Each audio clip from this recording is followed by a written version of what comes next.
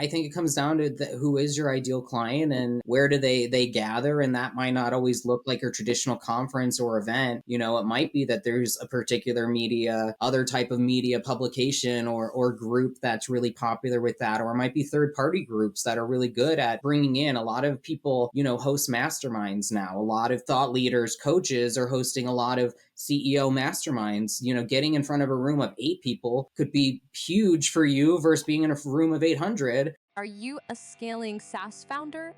Ready to make the leap from leading a team to leading an organization? Join us each week as we refill your think tank with actionable tips and strategies from great business minds you know and those who don't know yet.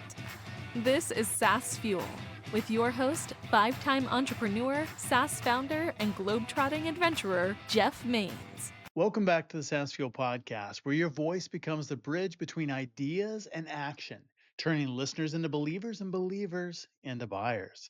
I'm your host, Jeff Maines. I help B2B SaaS founders like you grow from traction to scale. Here, growth is more than just numbers.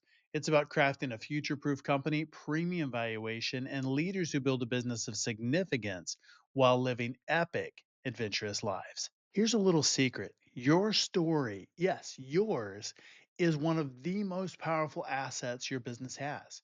Yet so many founders underutilize their social platforms, podcasts, and public speaking opportunities, or worse, they convince themselves that they don't have a story worth telling. Hogwash. People don't just buy products, they buy into stories, including yours. They want to know who you are, why you built your business, and how you're making an impact. And if you're not the one telling that story, you're leaving it to chance or, letting your competitors control the narrative. In this episode, we're diving into how founders can harness the power of their voice to grow their business. From breaking the ice and easing stage fright to transforming nerves into a magnetic presence that commands attention. We'll explore exactly how to captivate audiences and elevate your brand. We'll also unpack why purpose-driven messages and diverse voices are winning in today's market. And of course, how you can use those principles to connect deeply with both B2C and B2B audiences, because it does work for both. Whether you're ready to unlock untapped growth opportunities or simply just want to stop leaving money on the podium, here's the big question. Are you going to let your story stay silent, or are you ready to amplify it into something unforgettable? Last week, Alex Levin, co-founder and CEO of Regal.io, took us on a journey into the world of AI-enhanced customer interactions. From the rise of voice AI to the cost efficiency it brings, Alex unpacked the challenges and opportunities of blending AI with human agents.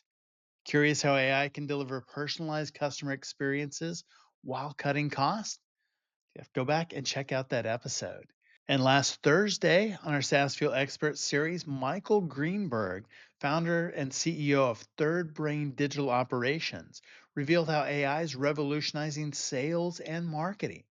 From developing tools that increase efficiency to addressing job displacement concerns, Michael shared strategies for leveraging AI while staying ahead of industry shifts.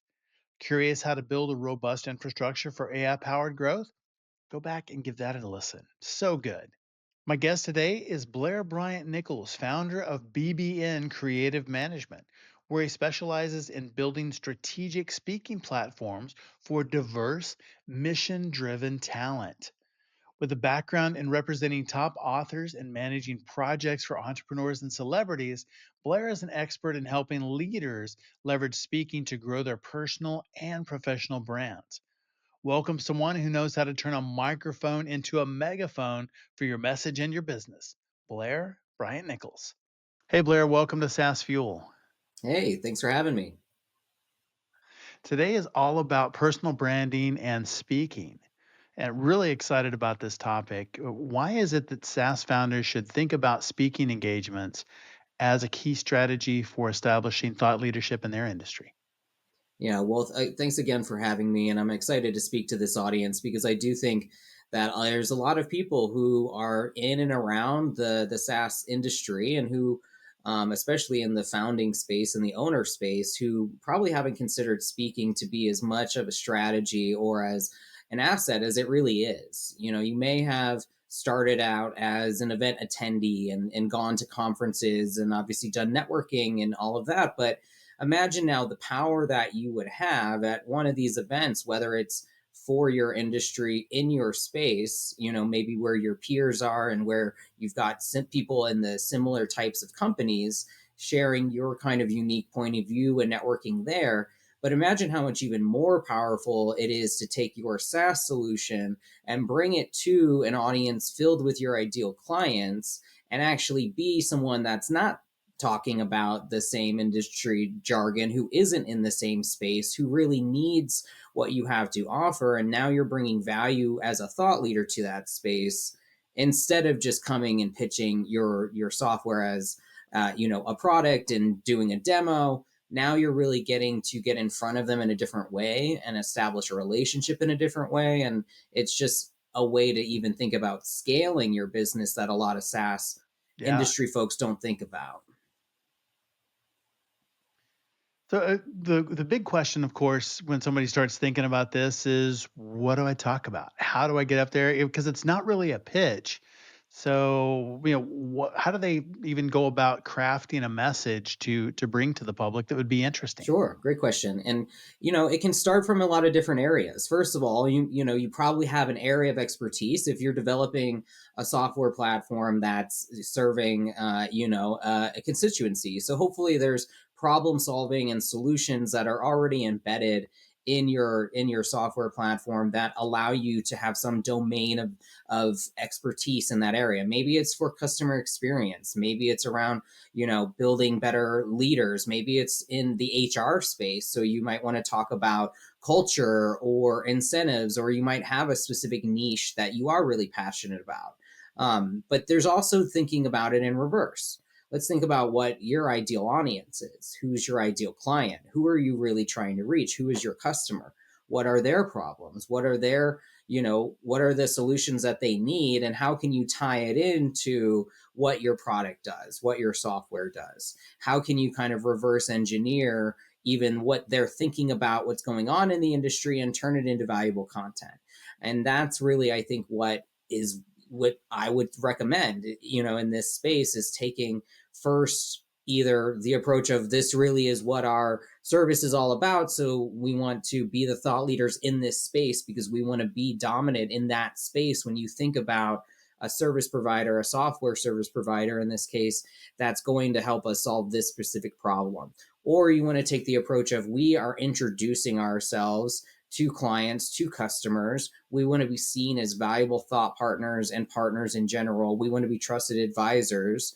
So first, let's give them some valuable information that we have domain expertise in, and then let's leverage that to, potentially grow into a relationship with them as a client. So without getting too specific, that's kind of, I think, the approach you can take, and think about what are the questions you get asked, what are the things that people are coming to you about. We all have a bit of imposter syndrome where we forget that not everyone knows all the things that we know and have soaked up over the Right. years. But maybe even ask your friends and family, the people who aren't in your industry and who might not always understand everything that you're doing. So ask them to some of the questions that are on their minds. Like, I don't know, test it in different ways so that you get a sense of where you could actually be really valuable and explaining things that is what most people think of you as the go-to guy about. Yeah.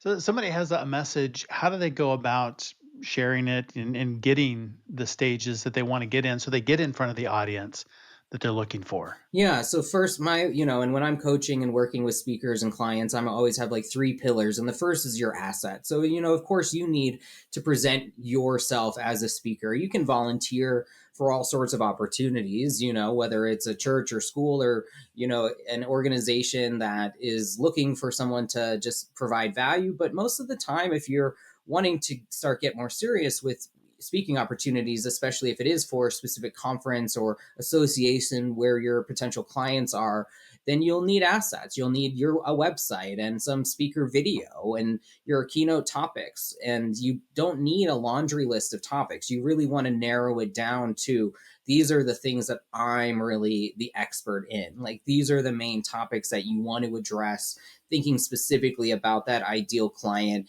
and drilling it down into a simple headline, a couple sentences, and maybe a few takeaways. And I cannot stress how important that it is to have some video. And I know that this is always where people get a little tripped up. Well, I have this event coming up and, I hope that they film it and then I'm going to get the video. You want to take it into your own hands. Nowadays, there's a lot of different Right. ways that you can just produce your own event or just get content in studio and do other things that can present at least you as a speaker before you get that additional stage footage or before you have more to share. But you got to start with something and don't let it hold you back and thinking that you got to get booked first, because it's kind of chicken and egg. You're really going to want as much video and you can keep evolving it over time. And those are the main things, as you do events and you can add the logos of the places where you've spoken, which just kind of adds credibility. If you're also thinking about growing your platform as a business owner, as a company in general, then hopefully you're also thinking about media and not just speaking, but then you can add those media clips and those media logos alongside that. And that's all just establishing you as an authority, establishing that you are, in the press also as an expert and as someone that's been interviewed in these different places. So that's kind of like the asset package that most people look for. And then also like testimonials. So for many of your engagements already, getting those, testimonials from someone to say that you did an amazing job and that they, whoever their name is or title or company that they work for. And that's, again, it's all just social proof, to kind of establish that when you reach out for speaking now, then everything that they kind of would want to need to evaluate is already there. It's something you can provide, and you can put that all together into a PDF as well. So I know there's a lot of pieces to that, but they all kind of come from the same place. You got to get out there, leverage your network to start, really pull in favors, just ask your friends and people if you can come and give presentations and begin just getting experience doing this. And that's what will actually lead to more. And getting on podcasts is another great way. If people can't see you live in person, if they can at least hear you, and not just in a short sense, but can get a little bit longer sense, and that's certainly another way that can lead to more opportunities. So creating all those things and getting that started really will take a lot of your own willpower, but that's what you need if you want to go further and make more of a profession out of it. Yeah. Yeah. Nobody's going to tell a story like you will as a founder, as a leader, as the CEO of a company. You're in a great place to do that. I think you have a really unique perspective. I think that's helpful to get out there. And it doesn't have to be, like you said, the giant stages. I mean, it's podcast, certainly an opportunity, and that's an easy one. Yeah. And like, I think a lot of times, founders evolve beyond being even the chief executive officer and become more of a chief evangelist officer and at times. Yes. And that's really where they can be the most valuable, is being a visionary, being a storyteller, as you mentioned. And that's not just to get out in front of potential clients like I've been talking about, but if you're looking to scale your company, that's to recruit talent. That's to also speak internally to your employees and to your stakeholders and to other people. Yeah. That's becomes more and more of your role. So it becomes a skill that becomes more important as you grow in your career for different reasons. But a lot of times, that's what I'm finding, is that people are all have different objectives with speaking, and you just need to think about how it is a strategic tool and a valuable tool, and that as something that you can get better at and continue to use in different areas. So it doesn't seem like, oh, I don't like being pitchy, or I don't like selling, or I don't like talking about myself. Well, then, you got to just get more comfortable telling your story. You got to get more comfortable kind of in the ways that it's going to help grow, and not feel like it's just about self-promotion. If you believe in the mission of your company, of your product, everything else, like, this is just in service of that. And Yeah. it's getting over, your own fears or imposter syndrome again, to be able to do it. What role does storytelling play in creating an emotional connection with an audience? And then, yeah, how do leaders use that to leverage it to enhance brand loyalty. Yeah. Well, I mean, and that's the key thing. It really is storytelling that allows you to start off with an emotional connection to that audience. If you go out there and you're just trying to credentialize yourself and, where you're from or what your title is, and like that's the way people feel you're being introduced, you can already create distance between you and them. And Yeah. really what you want to do is always start by telling a story that allows for that emotional connection to be created, whether it's a vulnerable story about yourself, whether it's taking them into a very scary or challenging moment, or it's something more emotional, or like and it can be humor can be a great way to get them connected to you, and then you can share value, and then you can really get them to actually soak in what you're sharing, and then that's what's going to make them remember you. Because if the goal is to you speaking as just an introduction to you, your brand, your company, whatever, your big idea, then this is really just an introduction. It's a really long, beautiful opportunity to be introduced, but it is going to hopefully go into a deeper relationship. So you want to be remembered. And we only really do connect with speakers long term if there is that emotional connection.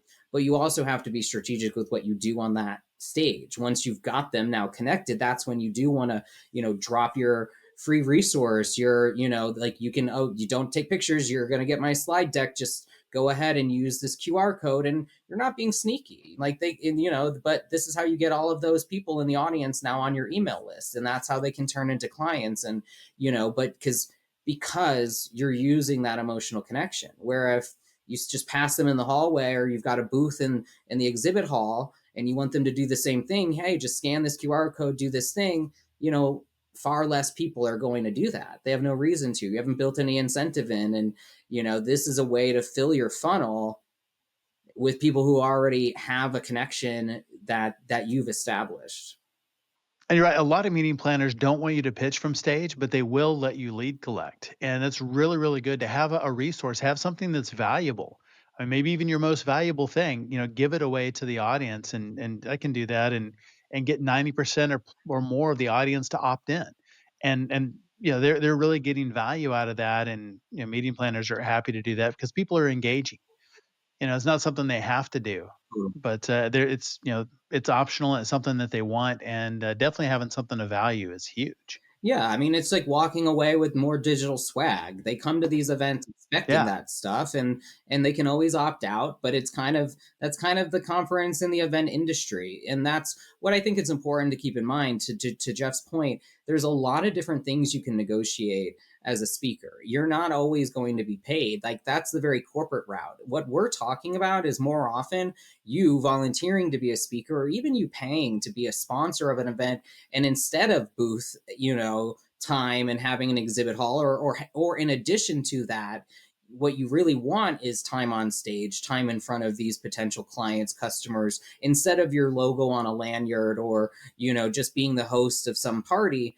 You really want to be able to make a connection to as many people to engage with your brand as possible. So even if you're thinking about sponsoring an event, how do you turn it into that, and as many email contacts and other ways that you can go direct to the clients than the other kind of fringe benefits that they may offer.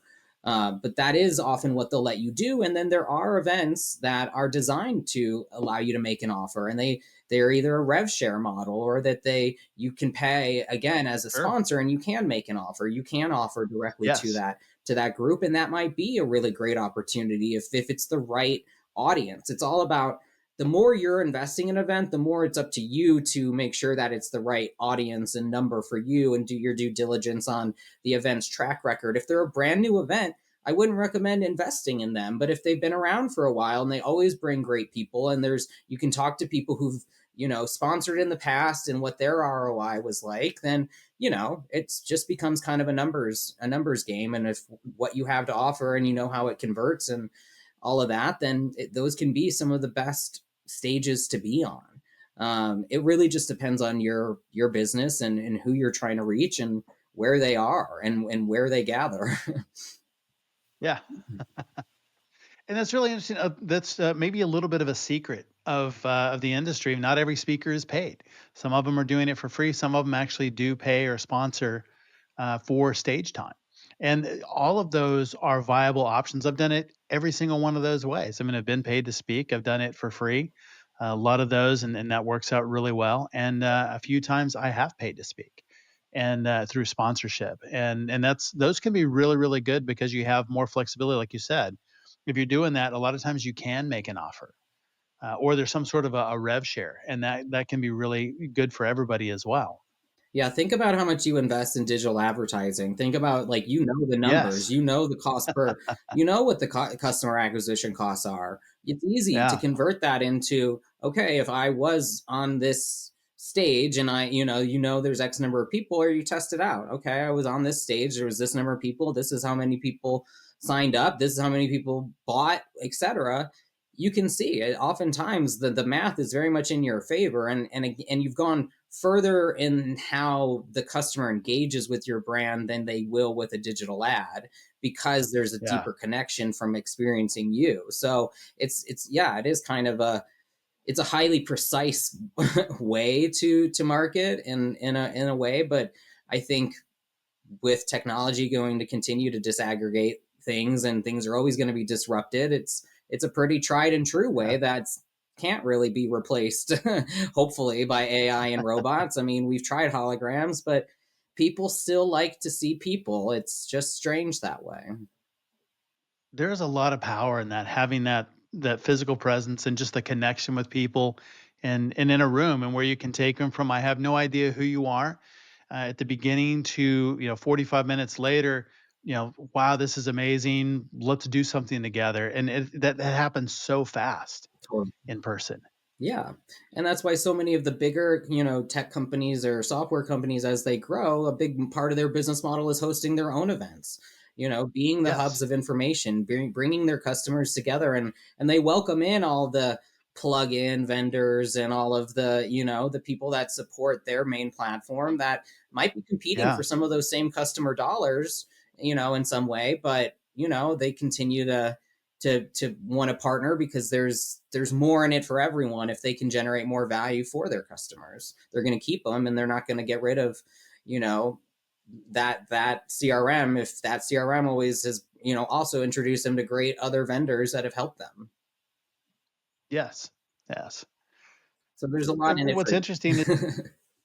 yeah, yeah. It's interesting to create that experience for them. And then it just builds additional affinity for your company because you're the one that's creating that environment. You're the one that's bringing the knowledge in, and making that experience happen. And I think that just creates additional loyalty for your client base. Exactly. Churn prevention for sure. Yeah, and all of that's content that you can use in your marketing, and that can be repurposed across Yeah. your platforms. And again, how you got to keep it fresh and connect with people in different ways. Not everything on your social media should be product demos, or just memes. There can also be like different types of content, and this is a great way to just make the most, again, as a CEO, as a founder, when your time is limited.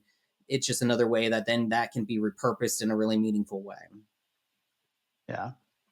What types of events or platforms, other than stages and podcasts, can provide impactful opportunities for SaaS leaders to connect with decision makers in their industry? Yeah, well, I mean, again, I think it comes down to who is your ideal client, and where do they gather, and that might not always look like your Yeah. traditional conference or event.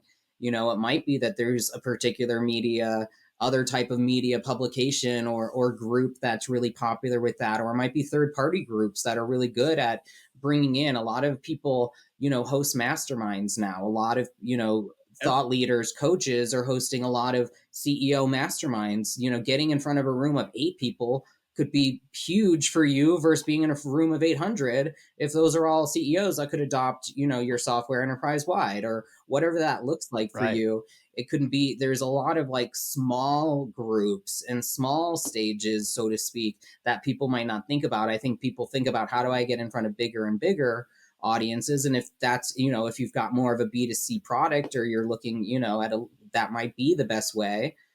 But for some of you, if it is more of enterprise model, or if you want to, work if you're trying to get in front of a C-suite, you might need to go to these more niche places and work different relationships, and leverage your own media platforms to be in touch with these other types of coaches that can then bring you in as an expert. And yeah, it's just building relationships to different connectors or places that are going to have the people you're looking for.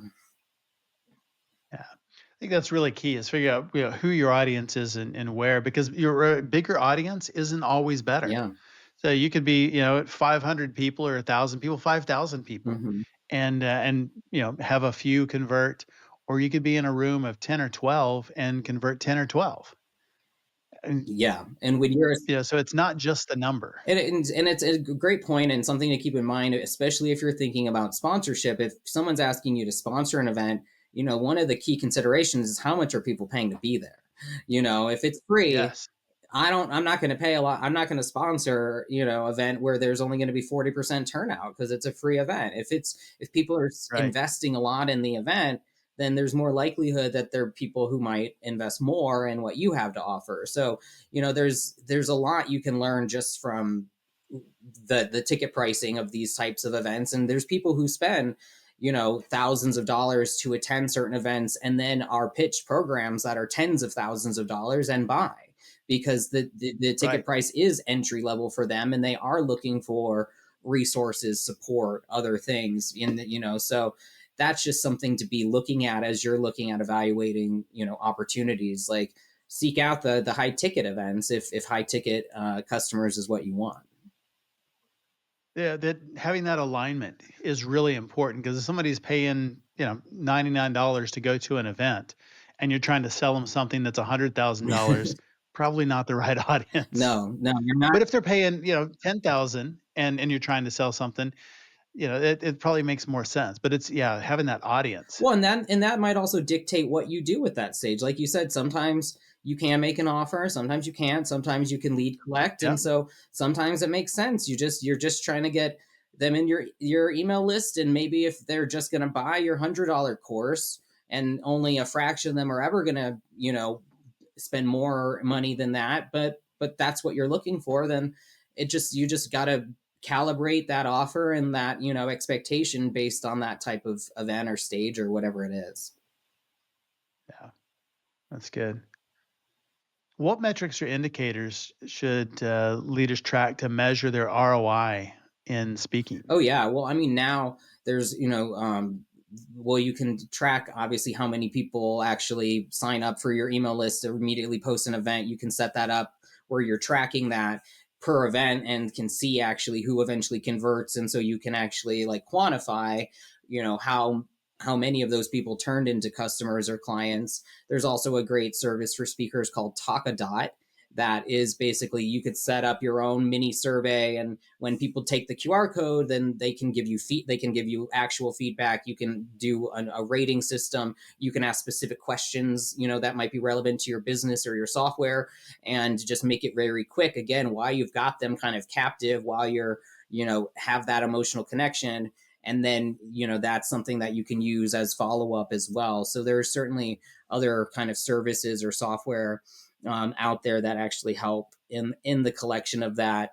And same thing with podcasts. Like if you're steering people to a specific link, or you can use a specific promo code, any of that, to just kind of try to do some actual tracking of real-time ROI, from the various stages, events, so that you can get a sense of conversion. And I think you need to do a little bit of that collection before you can get like a real true number, because then that'll just help you as you move forward in evaluating the events and what works for you or not. But it's kind of hard to test it until you're doing it. Yeah. Yeah. Something else that And just so, to mention and think about is I love yeah. when people use assessments or quizzes. That's another great lead collect tool, and I think it's great. I think Yes. it's great for getting speaking opportunities as well. Just getting that, like, think about how you can have those fun, interactive online, elements that get people to engage, with your thought leadership, and give them some value up front by giving them some sense of an evaluation or an assessment, or something that they can immediately put to use and get them thinking about what bringing you in as an expert or going to that next step. So that's just something I think a lot of people neglect too, as a fun lead collect tool. Those are always good because we all want to know how we scored. Yeah. We're all interested. I mean, it's the same reason. I mean, Cosmopolitan, I think every issue for the last, I don't know, 100 years, however long they've been around, forever, since I was a kid. Yeah, every week, every month, whatever it is, there's always on the cover, this is this survey, find out this. And I think of it now in marketing as I just call it the Cosmo Yeah. quiz because everybody wants to know, how do I rank? How do I stack up in this quiz, whatever it is? Totally. And you're trying to Yeah, push a button, and you're trying to flesh out a pain point so that you can get their attention. It's all about getting attention. Speaking, you've got a captive audience, so again, you got to make the most of it. And if you can get on that stage to begin with, it's when else are you going to have that many people actually paying attention to you for uninterrupted? And if you're right. good at it, if they aren't looking at their phones, because that's always going to be your biggest competition. Without a doubt. Yeah, it doesn't matter if it's virtual or live. The phone is by far our biggest competitor Nearby, for yes, for attention. sure. Yeah. So as they are crafting the message and putting it together, we want to talk about industry problems and perspective solutions.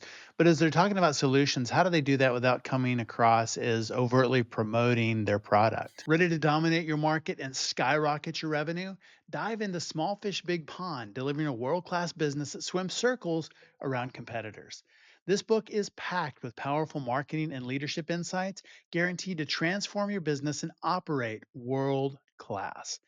Small Fish Big Pond delivers proven strategies to sharpen your marketing message, deliver unmatched value to your clients, and guide your prospects' buying journey to one inevitable conclusion: that your company is the only solution for them. Inside, you'll find step by step frameworks and time tested growth principles to attract your ideal clients, convert them, and then turn them into your passionate brand ambassadors. Grab your copy today in print, ebook, or audio at smallfishbigpond.com or on Amazon. Plus, remember, every book sale supports charity. All profits go there. Always have, always will. So dive in and make a difference. Yeah, I mean, I guess that's where like you try to walk the line between thought leadership and pure kind of like marketing points. I think a lot of times what your product, especially software, actually does, like software maybe doesn't create culture, or it doesn't, create a better culture, but it gives you the data analytics and the HR platform to that you believe creates a bigger culture. So I think it's about trying to keep it at the level of maybe even your mission and your vision for your software in this case, that is what people are looking for, and is maybe giving them step by step kind of like the elements of building culture, and then how that this enables those elements. But it might just be that, again, it provides the data, it provides like the breakdowns of what they need to then implement. So it really just depends on who that audience is, and trying to make it really relevant without it being like, and this is why this does that, and this is why this Yeah, helps you do that. It's like, don't, like, that's inferred, so you don't even need to talk about that at all. You're right. try to think of it as like, what is the thought leadership that goes along with this product? Like, that is probably a big part, hopefully, of your marketing plan, and that's kind of what you're doing on stage. It's more like if you wrote an article about the importance of this, and then if you were then to say, and then there'd be a commercial, it would be for your product, but everything up Right. into the commercial, think about that. That's good. Well, what are some common mistakes that leaders make when attempting to craft a purpose driven message for the stage?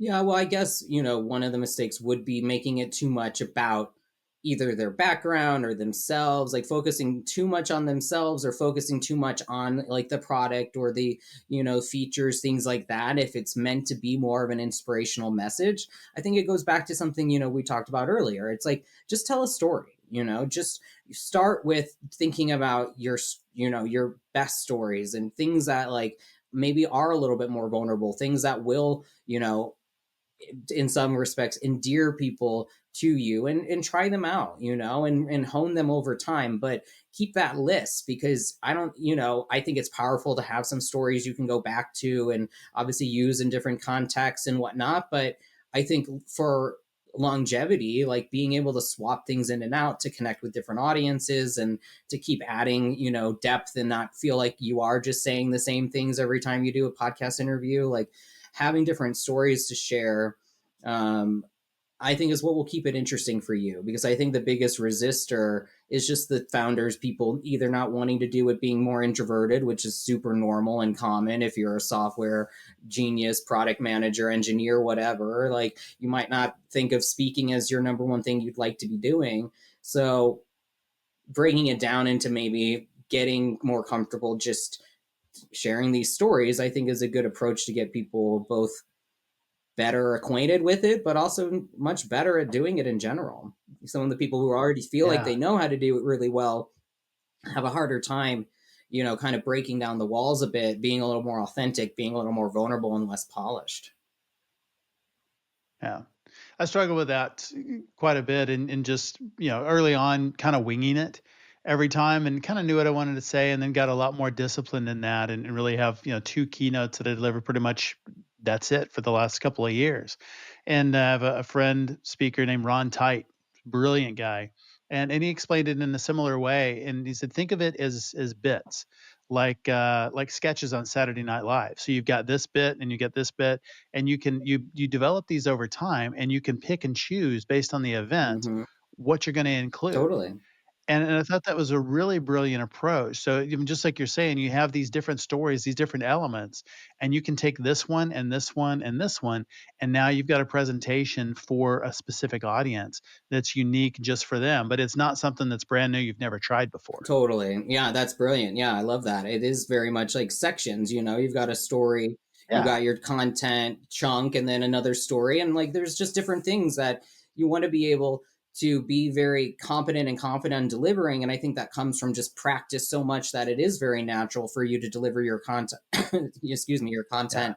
But making room for tailoring to that audience, customizing, speaking their language so they know that you spent time to yeah, think about them. One of my clients, funnily enough, who's an expert in storytelling, does interviews with 5 or 6 people in advance, like from the organization, and like really brilliant. just gets insights. And I don't know how much it changes his content, but I know that he can slip things in where they know that he knows how they speak about this thing, because he speaks to sales Yeah, teams, and every sales team has their own jargon and their own systems and their own, whatever that may be. It's so much more impactful if you can speak their language too, and being able to customize enough where they know that, but then your content really stays the same, is really how I think you're right. I think the best speakers, they do it, and how they can keep doing yeah. it. That's why we go see comedians, and then we buy the album, and then we go see comedians, or we go see bands. Hmm. We already know the songs, Totally. but it's because we wanna hear those over again, and because it's so engaging, we like it. And the same thing for speakers. I'm sure that everybody listening has seen a speaker, and they're like, "That was the one of the best I've ever seen. I would go see them again and again." And so that's what you wanna be to your market, is somebody that they get value out of, and they wanna see again and again, because they get something, whether it's an emotional connection or, a nugget, or all of the above, every time they hear you speak. Yeah, and having it more beyond the keynote is where that impact happens, and that's exactly what you're saying. They want that, and it's so. I think it's probably rare that people end up seeing the same keynote speaker frequent, like more than once or twice. I'd be Yeah, surprised. I know companies bring them back, but usually it can be for different audiences, and so it just kind of would be an interesting occurrence of how often people repeat in this vast pool of speakers. But what's the speakers that are trying to make this sustainable are the ones who do have other things that then can deepen that impact, whether it's courses yeah, themselves or workshops or the software, like that directly yep, leads into it. And where I feel like that's where you really need to be strategic there, and how you move people into that, built on that emotion you just talked about. Like, they want that to right, continue, they want that to, they want to keep this personal growth that might just be starting going, or this like idea that they can do something different in their leadership or their management going, or they harness this new tool. And so, yeah, I love, like that's hopefully that same feeling. And then, if you can do that again and again, then, you just got to deliver that same feeling through your software, through the content you Yeah. provide through that as well. Yeah. They want to take that next logical step, which, here's the problem, here's, how we see it, and here's possible solutions. And then the obvious next step is, oh, cool. Can I have some software that does It's that? easy. Yeah. Oh, It's easy. of course. Make it easy. We happen to do that too. Exactly. Yeah. So it's just that logical next step is you're solving that problem, or you have the ability to solve the problem that you've articulated. Absolutely. How does brand fit in as a leader or founder, CEO of a company? How does that personal brand fit in with the company brand and then with speaking? Yeah, well, I mean, I think the stronger the brand is in the market, that the more interest there's going to be in the founder, the leader, and like that just kind of is like human nature. So people are going to be excited if it's Nike or Uber, or like a company that's like hot or like kind of discussed, but it just depends on that space. So I think the CEO or the owner, whomever we're talking about, like I think it matters if they're leveraging the company brand and their personal brand, that those seem to mirror each other. That, like, when you meet or learn about the guy who founded Patagonia, like it's obvious why like they've taken the stance that they've taken, and why that like lines up so much with him, and why there's interest there. And if you meet, you Yeah. talk to Reid Hoffman early on, like there was an alignment with who he is and why he built LinkedIn. And so I think in Right. that sense, it's like it has to make sense if you're trying to leverage the brand as part of what is going to draw interest in you as a speaker. Whereas a lot of people, they need to differentiate themselves by writing a book or by doing something like Tony Hsieh from Zappos. He Yeah. wildly successful with Zappos, but probably wasn't as much in demand as a speaker until his book Delivering Happiness became a huge bestseller.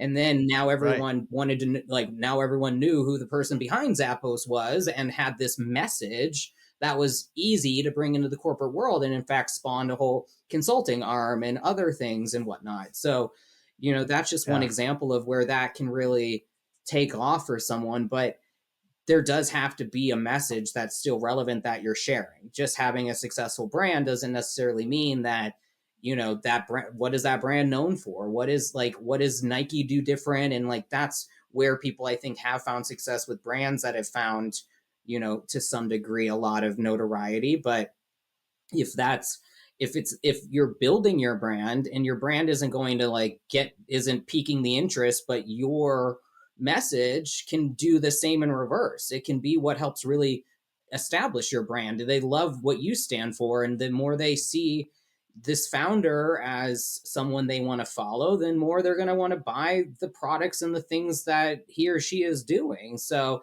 I think Right. it can definitely work in that way, and that's where I think it is actually more strategic for the people that we've been talking about. It's more about like how am I leveraging this to keep building my brand. I mean, obviously it can just be an asset if you already have a successful brand under your belt, or even if like you're not the CEO but you were high up at one of those places. That will help your pedigree. It will help your pedigree to say like former Google exec or whatever. It just People understand that. They know it's a big prestigious company. Yeah. It's one way. It's not going to make you entirely unique, but not everyone can put it on their resume either. Yeah. Yeah. Well, for founders that don't have the accolades, the Google history, they're not a brand the size of Uber or Nike. What are the things they don't have a bestseller? What things they do to stand out in a noisy world? Yeah, well, I mean, I think it goes back to what's your unique value proposition, and starting with where you're at. Start within the industry, start within your network, and build from there. Like that's if it's helping build the company overall, if it's in service of, it's not just like, oh, this is something fun I want to do. I mean, if it's helping actually bring in revenue, which is helping you scale and grow, and you want to use it strategically, then you have to start where you can until it becomes, that much more robust. But starting with the places that are smaller, perhaps, like, there's always going to be meetup groups and networking events and co-working spaces and like all different places that are programming or doing content, and you got to get a little creative just to establish that, and then go after those events where your potential clients and other prospects are. So it's not like an endless process, but you gotta just start with, again, what your value and what you want to talk about, and start there and bring it to audiences and keep going. Yeah. How does somebody decide what their personal brand should be, or what it should look like, or maybe, stylistic as well as No, message? well, yeah, I'm not the designer in my family. I married the designer. I'm not either. Yeah, so it is a personal thing. And I encourage you to work with a creative, because like any coach or artist, take what you feel and turn it into something that you would probably not be able to create yourself. I know I would not be able to create anything beautifully artistic if you gave me a brief on it. But I do think it's important. And I do think, you know, a lot of times when it comes to websites, a lot of speaker websites look the same. And I think Yeah. structurally that's okay. I think if structurally you have the same elements, it's kind of structured the same because the market is used to that. But I do think you should make it your own. Like, think about the colors, the style, the energy, the brightness or lightness or the seriousness of it. If you want to be, more of this like serious thought leader, or you like the fun, light, and bright, energizing type of person. And I think it should reflect that. I think authenticity is what's important. I don't think Yeah. trying to like put together a reel that makes you look like I am like the most forceful, like powerful speaker, and they meet you and you're a little more casual, you're a little more laid back. It's like it's a disconnect. So I think energy is Yeah. important, but I think there used to be an overemphasis on energy for speakers. And now I think what people admire the most and connect with the most is authenticity. Excuse me, is someone that really feels like they're being genuine, and hopefully Yes. your materials reflect that and it comes through. And I have a lot of clients who on their second or third version of their website are like, I'm doing my photos this way now, because they felt like these were like corporate staged photos, or very like, Yeah. like when you start out, everyone just has kind of like a headshot and nothing like super fun. And then you have to think about like, okay, Yeah. well, I have to actually engage a photographer that can bring this personality to life. And that's what they do. You like get help in different ways. If whatever might be, you know, you don't feel like is fully representing you, then don't be afraid to get an expert and someone local, and invest in making it right. Such good advice. And just making it you, not doing the thing that everybody else thinks that you're supposed to do. And a lot of times that's where we start out, is we're supposed to do it some specific way, and we give up our authenticity to make it look that way because, that's the way everybody else does it. Absolutely. But there's really good speaking sites out there. And if you think about some of your favorite speakers, go look at them. Seth Godin looks very, very different than Marcus Buckingham. Well, looks very, very different than one of my favorites, Mike McAllowitz, who has a lot of humor on his site. And it's just they're very different. They're all fantastic. But they're very different in the way that they present themselves and the way they market. So they stand out in different ways. Yeah, think about it this way. Like, would you want to be hired, and show up and have someone think that like you were going to do something entirely different, or we're expecting someone entirely different? Or even worse, you get on pre-calls with them and they say, "Oh, this isn't really what we thought, but we really want this." Like, the only time where I know it really goes badly for my clients is when the event organizer tries to actually dictate the talk, or tries to be overly involved in the content. Like, listen, event organizers, you are hiring experts to deliver content. Like, let them do the one thing that you're actually asking them to do, So and pick good. them for that reason, because it always goes wrong.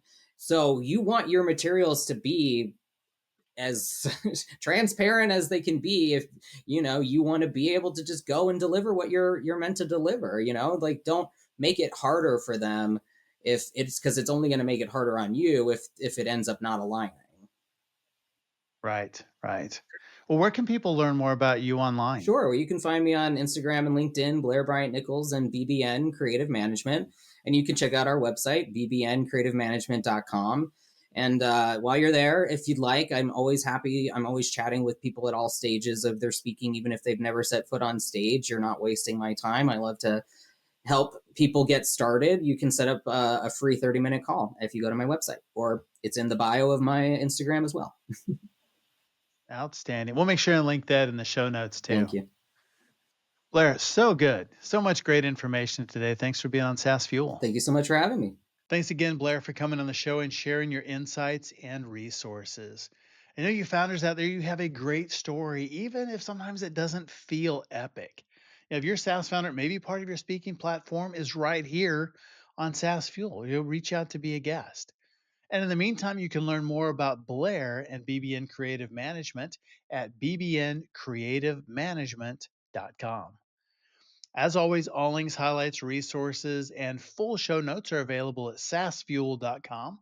And of course, be sure to check us out on YouTube for full video podcast episodes, training, shorts, outtakes, and quite a bit more. It's at Champion Leadership over on YouTube. Thought leaders share.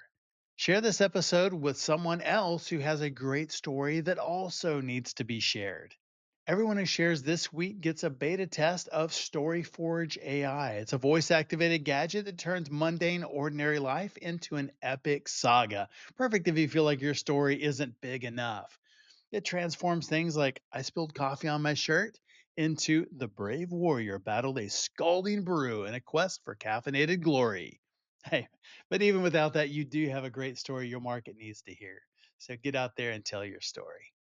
What if building a scalable SaaS business starts with financial systems designed for success? Next week, we'll sit down with Dan DeGolier, founder of Ascent CFO Solutions, to uncover strategies for cash flow management, capital efficiency, and mastering metrics to drive sustainable, future-proof growth. What if long-term investment success and financial stability came down to mindset, strategy, and smart partnerships?